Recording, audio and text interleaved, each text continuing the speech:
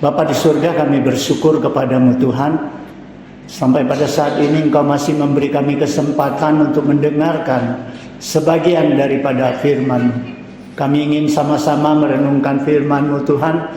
Biarlah Roh Kudus-Mu menolong kami, agar kami mengerti maksud dan tujuan Tuhan melalui firman-Mu, agar kami boleh melaksanakan dalam kehidupan kami. Kami serahkan semua jemaat yang sudah hadir Tuhan. Biar Engkau berkati dengan firman-Mu, agar kami pulang tidak sia-sia. Dan juga jemaat yang tidak hadir, kami serahkan dalam tangan-Mu. Di dalam segala pergumulan mereka, Engkau sertai mereka. Terima kasih Tuhan, kami serahkan waktu ini dalam tangan-Mu. Biarlah nama-Mu dimuliakan. Di dalam Yesus Kristus kami berdoa. Amin. Shalom. Jemaat yang saya kasihi di dalam Yesus Kristus, firman Tuhan menurut Almanak GMI pada hari ini adalah terdapat di dalam Matius pasal 5 ayat 1 hingga ayat ke-12. Matius pasal 5 ayat 1 hingga ayat ke-12.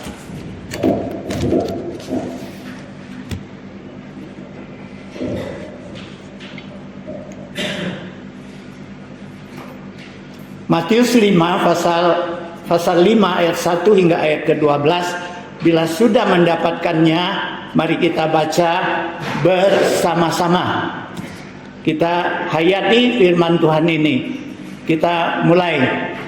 Ketika Yesus melihat orang banyak itu, naiklah ia ke atas bukit, dan setelah ia duduk, datanglah murid-muridnya kepadanya. Maka Yesus pun mulai berbicara dan mengajar mereka, katanya, berbahagialah orang yang miskin di hadapan Allah, karena merekalah yang mempunyai kerajaan Allah. Berbahagialah orang yang berduka cita, karena mereka akan dihibur. Berbahagialah orang yang lemah lembut, karena mereka akan memiliki bumi. Berbahagialah orang yang lapar dan haus akan kebenaran, karena mereka akan dipuaskan. Berbahagialah orang yang murah hatinya, karena mereka akan beroleh kemurahan. Berbahagialah orang yang suci hatinya, karena mereka akan melihat Allah. Berbahagialah orang yang membawa damai, karena mereka akan disebut anak-anak Allah. Berbahagialah orang yang dianiaya oleh sebab kebenaran, karena merekalah yang mempunyai kerajaan sorga. Berbahagialah kamu jika karena aku kamu dicela dan dianiaya, dan kepadamu difitnahkan segala yang jahat. Bersukacita dan bergembiralah, karena upahmu besar di sorga. Sebab demikian juga telah dianiaya nabi-nabi sebelum kamu.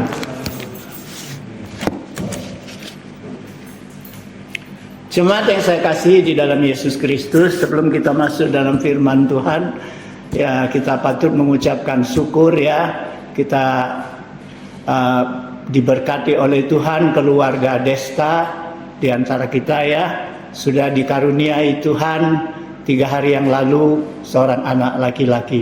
Ya, kita ucapkan selamat. Semoga ibu dan anak diberkati, diberi kesehatan, dan anaknya diberi pertumbuhan yang baik. Baiklah saudara sekalian, kita masuk di dalam firman Tuhan kita pada hari ini. Di dalam Matius pasal 5 ayat 1 hingga 12 ini mempunyai perikop yang namanya ucapan bahagia. Ucapan bahagia ini termasuk di dalam khotbah Yesus di bukit yang ditulis oleh Matius mulai dari pasal 5 sampai pasal ke-7.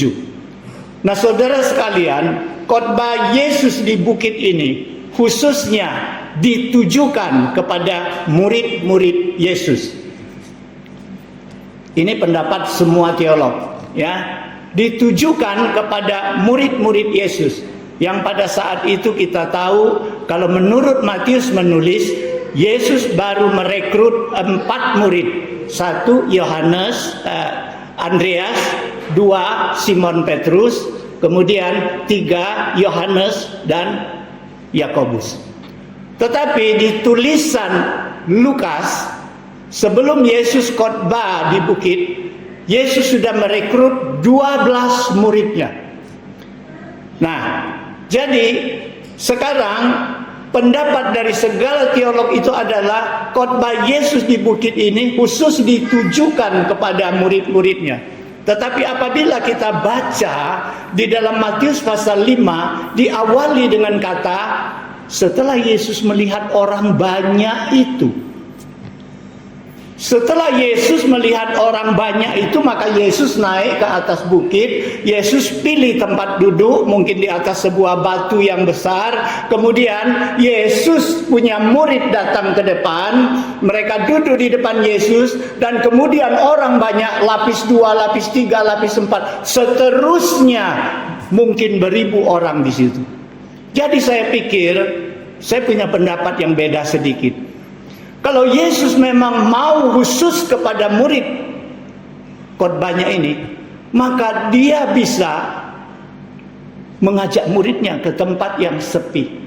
Karena Yesus sudah beberapa kali berbuat sedemikian rupa. Yesus ajak muridnya menyingkir ke tempat sepi untuk beristirahat. Di situ Yesus. Kenapa Yesus dikatakan di sini? Setelah Yesus melihat orang banyak itu, Yesus naik ke bukit dan memberikan khotbah ini.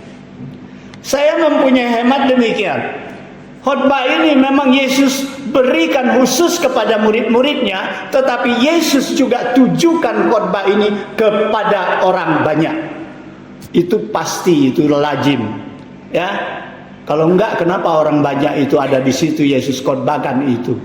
Nah, saudara sekalian, khotbah di bukit ini kita tahu bukan merupakan syarat untuk keselamatan.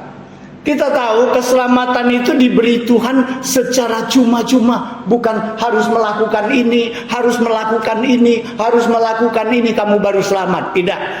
Keselamatan itu diperoleh karena anugerah Tuhan yang cuma-cuma. Karena iman kita percaya kepadanya, kita beroleh keselamatan. Maka khotbah di bukit ini, khususnya ucapan selamat, ucapan bahagia ini adalah Yesus memberitahu kepada murid-muridnya bahwa semua orang yang bertekad menjadi pengikut Yesus, dia harus mempunyai pola hidup seperti ini.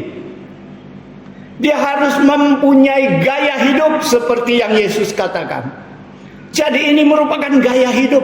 Dan untuk apa Yesus kepada orang banyak? Yesus mau orang banyak tahu, ini loh gaya hidup orang yang mau mengikut aku. Ini loh, ini standarnya. Nah, supaya apa? Supaya kalau kita lihat di akhir khotbah Yesus di pasal ke-7, akhirnya, ya, akhir daripada khotbah Yesus di pasal 7 ini, di situ dikatakan, setelah Yesus berhenti berkhotbah, maka semua orang menjadi takjub. Karena Yesus mengajar tidak seperti rabi-rabi mereka, ahli-ahli Taurat mereka. Dia berkhotbah dengan kuasa. Nah, saudara sekalian, lalu apa yang mereka lakukan setelah mereka takjub? Tentu di antara mereka ada yang tertarik dengan pola hidup umat Tuhan, pola hidup kerajaan sorga, sehingga mereka kemudian hari menjadi murid Yesus.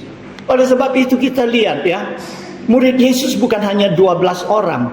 Kemudian nyusul ada 70 orang murid Yesus. Mereka dari mana? Dari orang-orang yang mengikuti, dari orang-orang yang menyaksikan, dari orang-orang yang mendengar khotbah Yesus. Maka mereka mengambil pilihan, kami mau mengikut Yesus. Jadi murid Yesus bukan hanya 12 orang, kemudian ada 70, kemudian bertambah lagi 120. Kemudian ketika Yesus naik ke surga, di situ 500 orang menyaksikan dia naik. Jadi saya duga mayoritas yang menyaksikan Yesus diangkat itu murid-murid Yesus, sehingga di situ Yesus berikan perintah, pergilah, jadikan semua bangsa muridku, baptiskan mereka dalam nama Bapa, Anak dan Roh Kudus, dan ajarkan mereka seperti aku ajarkan kepada kamu, dan aku akan sertai kamu sampai akhir zaman. Nah, saudara sekalian, Jadi kita tahu bahwa khotbah di bukit ini adalah khotbah Yesus kepada murid-muridnya, juga kepada orang banyak. Nah, saudara sekalian, lalu dari mana orang banyak ini datang? Bukan tiba-tiba, saudara sekalian. Kalau kita review, kalau kita kembali ke pasal sebelumnya, pasal 14. Di situ dikatakan apa? Ketika Yesus sudah mengalahkan pencobaan iblis di padang gurun, iblis 3 kali mencoba Yesus, Yesus mengalahkan pencobaan iblis, maka Yesus menyingkir ke tempat Galilea. Kenapa dia menyingkir? Karena Yohanes Pembaptis ditangkap oleh Herodes. Sehingga Yesus menyingkir diri ke Galilea dari tempat dia, Nazaret. Kemudian dia pindah ke Kapernaum di daerah Galilea dan daerah Dekapolis dan Naftali di seberang Sungai Yordan, dan di situ Yesus tinggal. Apakah Yesus menyingkir karena ketakutan? Apakah Yesus menyembunyikan diri? Tidak, saudara sekalian. Di situ dikatakan Yesus memberitakan, Yesus mulai memberitakan kerajaan Allah sudah dekat, bertobatlah. Dan di situ Yesus mengelilingi Galilea, mengelilingi daerah Dekapolis. Yesus bukan saja khotbah di pinggir Sungai Yordan, bukan saja Yesus baptiskan orang beserta dengan murid-muridnya, bukan saja seperti itu, tetapi Yesus juga memberitakan firman Tuhan, mungkin di tepi danau, mungkin di atas bukit, mungkin di perjalanan. Yesus khotbah kemana-mana, dan Yesus juga khotbah di rumah-rumah ibadah. Jadi saudara sekalian, Yesus mempunyai kelebihan banyak daripada Yohanes Pembaptis. Kalau Yohanes Pembaptis hanya memperkenalkan Yesus, lihat ini anak domba Allah yang menghapus dosa manusia. Yesus diperkenalkan sebagai Mesias. Tetapi Yesus khotbahnya bukan seperti Yohanes Pembaptis, hanya di sekitar Sungai Yordan. Yesus berkhotbah di mana-mana, dan Yesus selain berkhotbah, mengajar, Yesus juga menyembuhkan berbagai macam penyakit yang tidak bisa disembuhkan oleh manusia. Nah, saudara sekalian, inilah sebabnya orang banyak berbondong-bondong mengikut Yesus, karena mereka menganggap inilah harapan kami, inilah selama 400 tahun kami menanti kedatangan seorang utusan daripada Allah.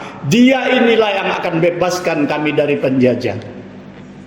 Jadi saudara sekalian, kalau kita baca akhir ayat dari pasal 4 itu, di situ dikatakan orang yang berbondong-bondong ini adalah dari mana? Dari Galilea, dari Dekapolis, dari Yudea, dari Yerusalem, dari seberang Sungai Yordan. Begitu banyak orang mengikuti Yesus. Jadi saudara sekalian, Yesus tidak tinggalkan kesempatan untuk menceritakan firman Tuhan. Yesus tidak lepaskan kesempatan untuk memberitakan kerajaan Allah. Nah, lalu sekarang kita masuk di dalam ucapan bahagia. Saudara sekalian, yang pertama Yesus katakan, berbahagialah orang yang miskin di hadapan Tuhan. Saudara sekalian, di sini kita harus perhatikan kalimatnya. Miskin di hadapan Tuhan. Jadi artinya bukan miskin seperti yang disebut seperti orang biasa miskin, bukan.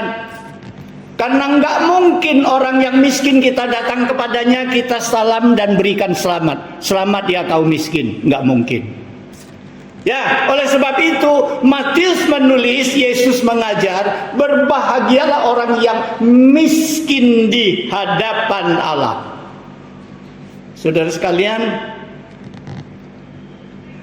orang yang merasa tidak ada apa-apa di hadapan Allah, orang yang merasa dia bukan apa-apa di hadapan Allah, Orang yang merasa dia tidak lebih daripada debu tanah karena dia diciptakan dari debu tanah. Sekalipun dia punya harta yang banyak, dia punya kedudukan yang tinggi, dia punya kuasa yang besar, dia punya ketenaran yang tinggi, yang besar, tetapi di hadapan Allah dia merasa bukan apa-apa. Dia merasa seperti orang yang miskin. Dan saudara sekalian, Matius menggunakan kata dasarnya tokos. Tokos itu artinya adalah miskin semiskin-miskinnya, tidak ada apa-apa lagi. Jadi saudara sekalian, kita ingat Yesus pernah menceritakan ketika di bait Allah, Yesus duduk melihat orang memberikan persembahan. Di situ ada seorang janda yang miskin. Saking miskinnya dia cuma ada 2 peser uang untuk hidup. Tetapi ketika dia masukkan 2 peser uang itu di kantong persembahan, dengan apa dia bisa hidup lagi? Kecuali dia mengandalkan hidupnya, menggantungkan hidupnya kepada Allah. Apa yang dia akan makan lagi sementara dia semua uangnya sudah habis? Kecuali dia menggantungkan dirinya kepada Allah. Nah, jadi Yesus katakan berbahagialah orang miskin, bukan berbicara tentang uang, bukan berbicara tentang kehebatan, tentang kuasa dan ketenaran, tetapi Yesus berbicara tentang bagaimana hati kita tergantung kepada Allah, bersandar hanya kepada Allah. Dan orang yang demikian disebut Yesus berbahagia. Saudara sekalian, saya lihat di bahasa Mandarin, berbahagialah, di situ dikatakan apa? Yufu'la, diberkatilah. Di bahasa Inggris kalau nggak salah juga artinya diberkatilah. Nah saudara sekalian, Yesus katakan diberkatilah engkau kalau engkau merasa miskin di hadapan Allah, kalau engkau menggantungkan hidupmu sepenuhnya kepada Allah. Berbahagialah engkau karena engkau akan memiliki kerajaan Allah. Ingat enggak Yesus katakan, cari dulu kerajaan Allah dan kebenarannya, maka sekalian yang akan ditambahkan kepadamu. Kalau engkau menggantungkan diri kepada Allah sepenuhnya, maka engkau memiliki kerajaan Allah itu. Kemudian yang kedua, ayat keempat, berbahagialah orang yang berduka cita. Saudara sekalian, di dalam bahasa dasarnya berduka cita di sini adalah berduka cita menyangkut kematian. Saudara sekalian, kita tahu ya, kalau orang kematian orang yang sangat dikasihnya, duka citanya betapa besarnya. Duka cita yang ditulis di sini bahasa dasarnya adalah duka cita menyangkut kematian. Artinya duka cita karena ditinggalkan oleh orang yang dia kasihi dan yang mengasihi dia. Betapa sedihnya kalau orang yang saya kasihi meninggalkan saya. Kalau orang yang dia mengasihi saya meninggalkan saya. Saudara sekalian, duka cita yang demikian besar. Saudara sekalian, apakah mungkin kita datang kepada orang yang sedang berduka cita, sedang kematian keluarganya, orang yang dikasihinya kita ucapkan selamat berbahagia diberkati? Enggak mungkin. Berarti ayat ini juga menuju kepada Tuhan. Jadi kita gantikan bahwa berduka citalah karena kita kehilangan Tuhan yang mengasihi kita. Saudara sekalian, adakah duka cita yang demikian? Adakah kita merasa kita ini duka cita, celaka kita karena Yesus yang mengasihi kita, yang kita mengasihi Yesus, Yesus sudah meninggalkan kita. Duka cita ini adakah di dalam diri kita?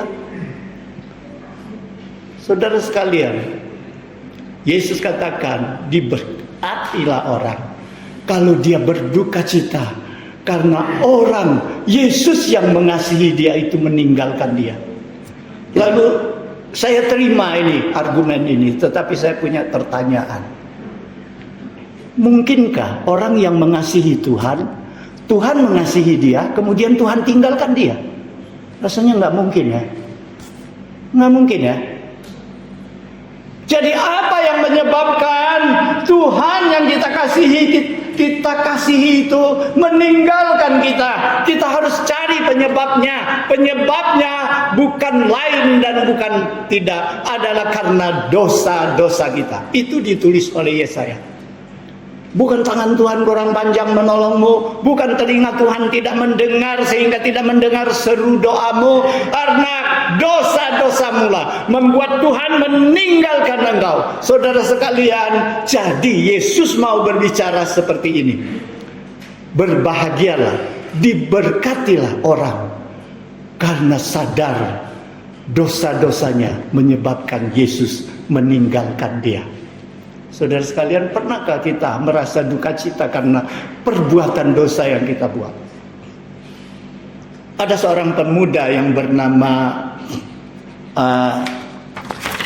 ini kesaksiannya, ini memang terjadi. Ada seorang pemuda yang bernama John Newton. Ya, John Newton ini adalah seorang pengemudi kapal. Karena apa? Karena ayahnya kapten kapal.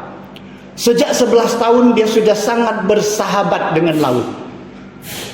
Jadi saudara sekalian, John Newton ini pada suatu hari di tahun 1748, ketika dia usia 23 tahun, dia mengemudikan kapalnya menuju ke Inggris. Ini orang Inggris ini. Saudara sekalian, apa ada di kapalnya? Budak-budak dari Afrika yang mau diperdagangkan. Saudara sekalian, ketika di tengah laut terjadi badai yang besar. John Newton ini sudah punya pengalaman. Dia anggap sekali ini dia tidak bisa luput daripada tenggelam kapalnya. Badai sebesar ini akan menelan mereka. Jadi John Newton pada saat itu baru menyadari, baru mulai flashback, baru dia menyadari dosa-dosanya. Dia seperti Yunus, ketika dibangunkan orang dari tidurnya, kapal sudah mau keram. Dia bilang, buang aku ke laut. Tapi John Newton tidak. Dia sadar, mulai dia pikir ulang apa kesalahannya. Dia pedagang budak-budak Afrika. Dia jual belikan budak-budak itu. Dia hidup di dalam alkohol dan perzinaan. 17 tahun sebelumnya dia adalah orang Kristen karena mamanya orang yang saleh. Tetapi setelah dia umur 17, dia tinggalkan kekristenannya. Dia percaya hidup yang bebas. Saudara sekalian, semua dosanya terbayang di dalam benaknya. Dan pada saat itu menjelang dia anggap dia mau mati, dia berlutut di dak kapalnya. Dia berdoa, Tuhan ampuni aku, karena dosa-dosaku ampunilah aku. Saudara sekalian, setelah diucapkan amin, ajaib terjadi. Badai pun berhenti. Saudara sekalian, dia tulis kesaksiannya. Inilah titik balik hidupku. Dan saat itu aku menyadari betapa Tuhan mengampuni dosaku. Betapa dosaku menyebabkan Tuhan tinggalkan aku. Betapa aku mohon ampun Tuhan memulihkan aku. Oleh sebab itu pada tahun 1764 dia menjadi seorang hamba Tuhan. Dan tahun 7072 dia membuat suatu syair lagu yang bernama Amazing Grace. Besar anugerah Tuhan. Saudara sekalian, lagu itu sampai sekarang. Lagu itu diterbitkan. Saudara sekalian, di sini Yesus mengatakan berbahagialah, diberkatilah orang kalau tahu dosa-dosanya akan menyebabkan Tuhan tinggalkan dia dan dia menyesali dosanya. Dia bertobat, maka dia akan dipulihkan Tuhan. Saudara sekalian, yang ketiga, berbahagialah orang yang lemah lembut. Ini ayat yang kelima. Saudara sekalian, lemah lembut itu tidak berarti lemah. Ya, jangan kita katakan, oh orang ini lemah lembut, oh dia ini lemah, dia ini tidak bertulang. Bukan, saudara sekalian. Kita tahu bahwa ilmu bela diri Tai Chi itu merupakan ilmu bela diri yang gerakannya lemah gemulai. Kayak orang menari, Tetapi jangan kira di dalam ilmu bela diri Tai Chi itu mengandung suatu kekuatan yang tersembunyi, suatu kekuatan yang besar. Jadi kalau kita pernah nonton Tai Chi Master, kita akan melihat bagaimana ilmu bela diri Tai Chi itu bisa mengatasi ilmu bela diri yang keras seperti karate, seperti Tie Sajang dan sebagainya. Saudara sekalian, saya selalu memberikan perumpamaan seperti ini. Kalau keras dibenturkan dengan keras, sama-sama luka, sama-sama hancur. Walaupun yang hancur itu lebur, yang tidak hancur juga cacat.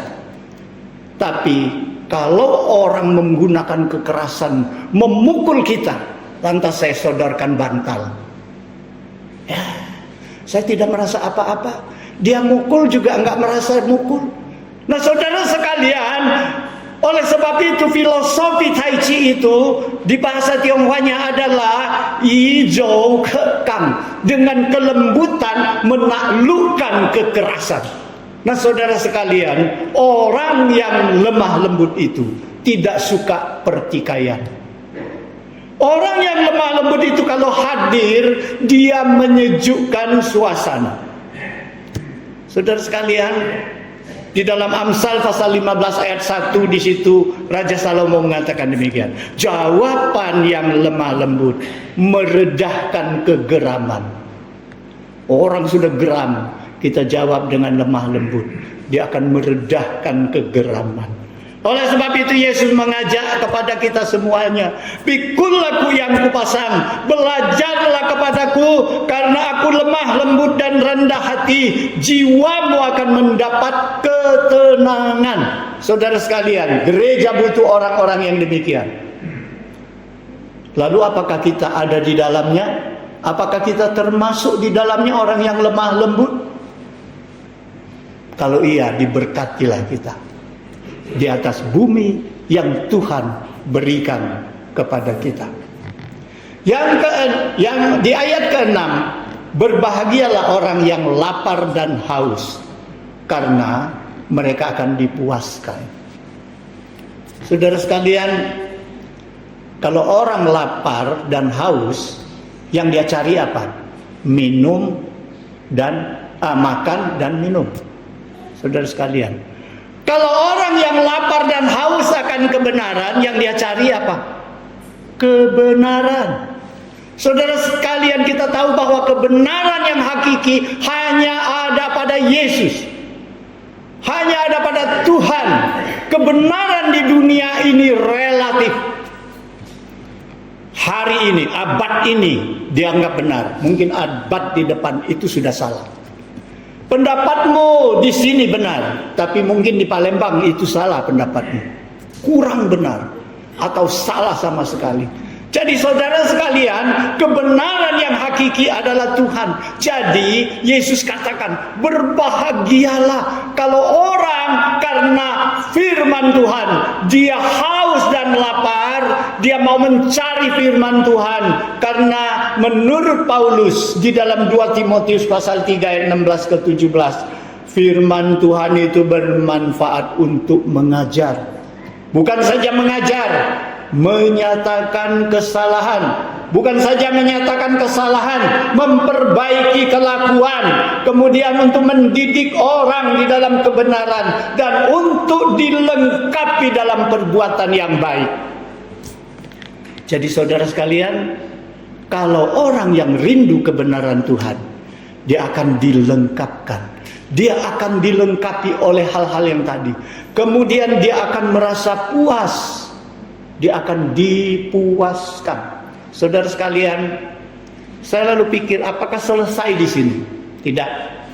Ya, kebenaran Tuhan yang kita miliki tidak akan memuaskan kita, tidak akan membuat kita rasa puas kalau kebenaran itu belum kita terapkan, belum kita praktekkan. Coba Yesus katakan, hai orang yang berbeban, yang letih lesu, datanglah kepadaku, aku akan berikan kelegaan kepadamu. Saudara sekalian, wah, apakah kita langsung merasa lega? Enggak. Kalau kita belum datang kepada Tuhan, kita belum memiliki kelegaan yang Tuhan berikan. Jadi di sini Yesus katakan apa? Berbahagialah kalau orang haus dan lapar akan firman Tuhan dan melakukannya, maka dia akan dipuaskan. Kemudian di ayat ke-7, berbahagialah orang yang murah hatinya, karena dia akan beroleh kemurahan. Saudara sekalian, kalau orang murah hati pasti punya belas kasihan. Ya, karena apa dia murah hati? Karena didorong oleh kasih yang ada di dalamnya. Saudara sekalian, kita ingat nggak Yesus pernah berikan contoh? Orang Samaria yang punya belas kasihan. Orang Samaria yang murah hati, ketika dia melihat ada orang dirampok, dilukai, dicederai di pinggir jalan, dia berhenti dari segala kegiatannya, dia mengobatinya, dia bawa dia ke hotel, dia berikan biaya pengobatan kepadanya. Saudara sekalian, orang yang murah hati itu punya belas kasihan. Oleh sebab itu di dalam Amsal pasal 19 ayat 17 mengatakan, siapa menaruh belas kasihan kepada orang yang lemah, dia memiutangi Tuhan yang akan membalas perbuatannya itu. Bayangkan saudara sekalian, Tuhan merasa hutang kalau kita berbelas kasihan kepada orang lain. Saudara sekalian, firman Tuhan dalam 1 Korintus juga mengatakan demikian. Karena kasih itu murah hati. Orang yang murah hati itu berbuat baik kepada diri sendiri. Itu Amsal 11 ayat 17 mengatakan, ketika kita bermurah hati kepada orang lain, itu berarti kita berbuat murah hati kepada diri kita sendiri. Oleh sebab itu Yesus katakan apa? Hendaklah kamu murah hati sama seperti Bapakku adalah murah hati. Saudara sekalian, ayat ke-8 mengatakan berbahagialah orang yang suci hatinya. Saudara sekalian, Yesus katakan suci, tetapi Yesus dampingi dengan hatinya.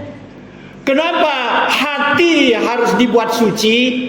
Karena kalau hati itu penuh dengan kesucian, maka dia akan menimbulkan perbuatan yang suci.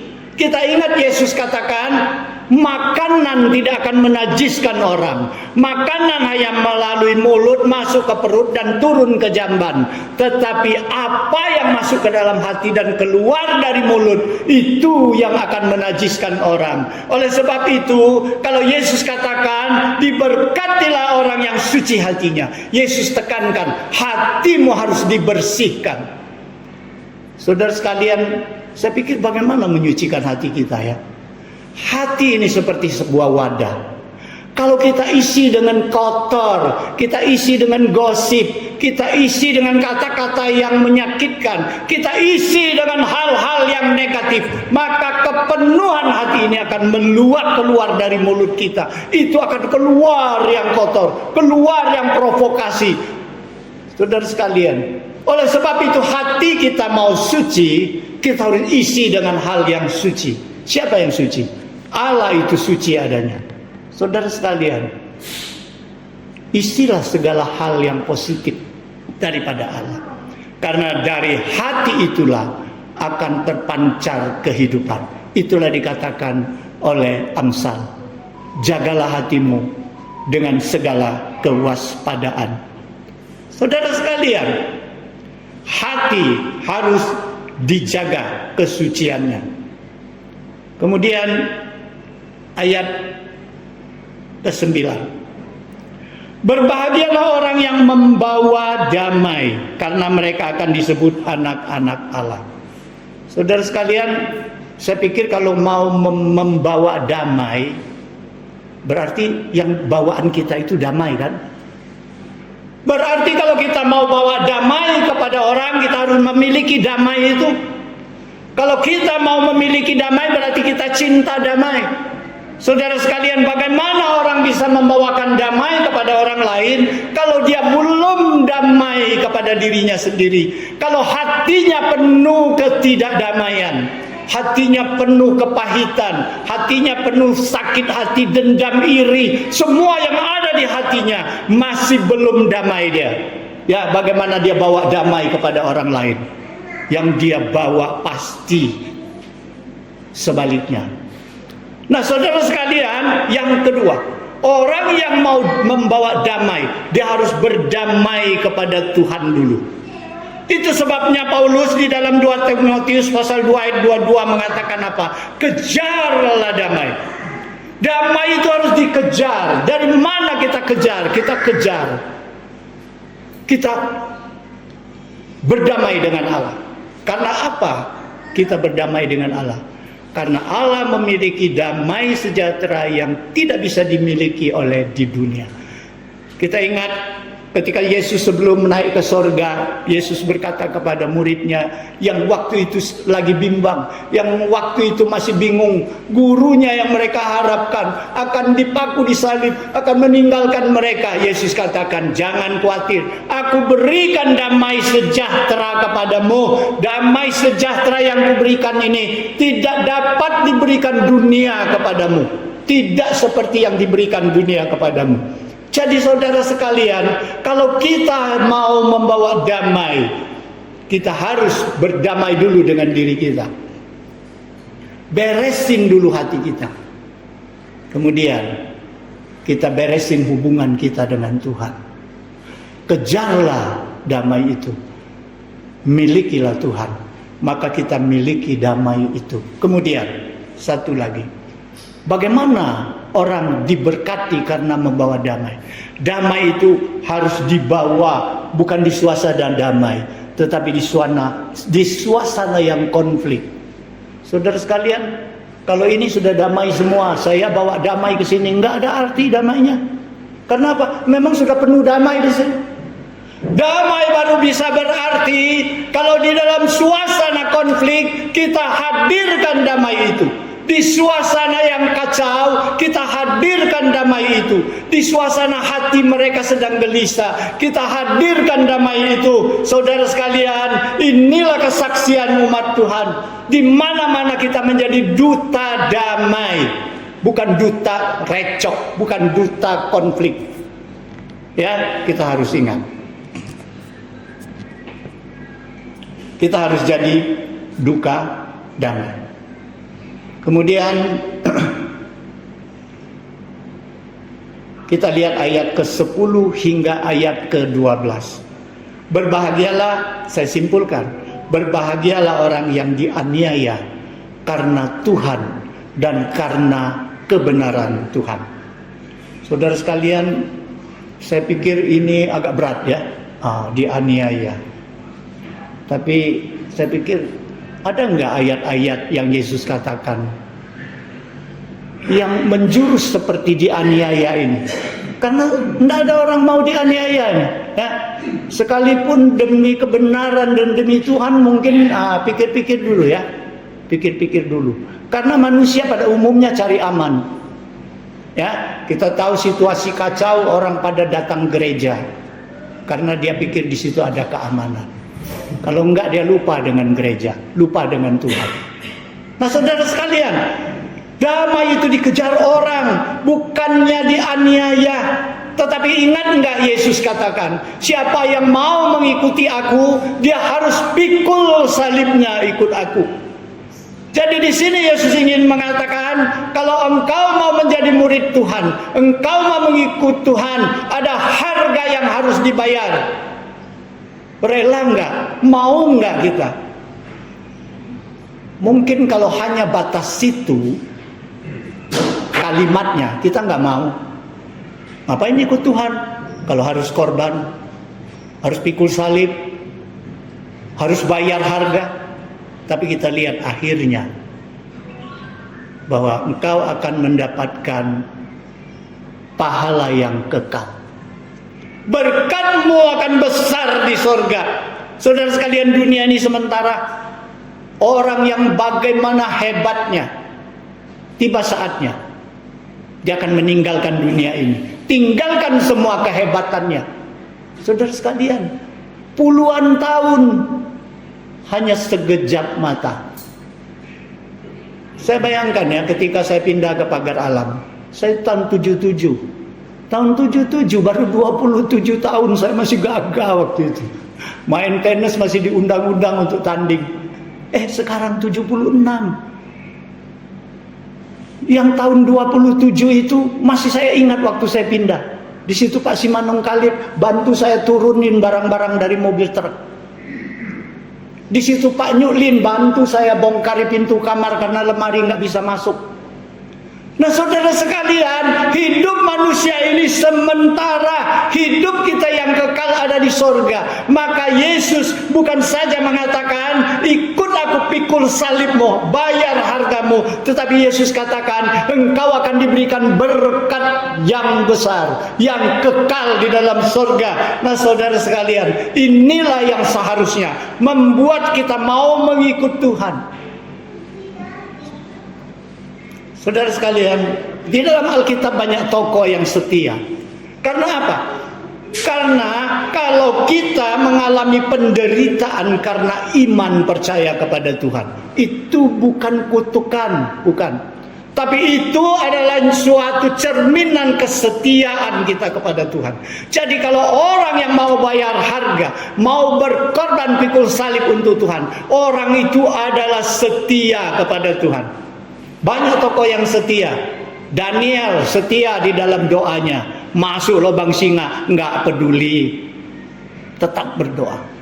Sadrah, Mesa, Abednego setia kepada Tuhan karena imannya nggak mau menyembah patung berhala, patung emas Nebukadnezar. Saudara sekalian, Stefanus karena memberitakan firman Tuhan dia dirajam, nggak apa, dia setia kepada Tuhan sampai mati. Semua murid Yesus tidak ada satu yang hidup tanpa dianiaya dan mereka mati syahid semuanya. Nah saudara sekalian, mereka mendapat pahala di dalam surga. Lalu saya pikir, kalau saya jangan sampai segitulah ya. Korban ya korban, jangan sampai nyawa dikorbankan seperti itu.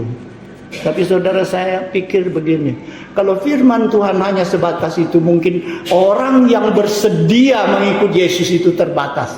Orang yang memang benar-benar komitmen mau setia. Tapi apa yang Yesus berikan di perumpamaannya? Seorang tuan, seorang raja memberikan talentanya kepada 3 hambanya.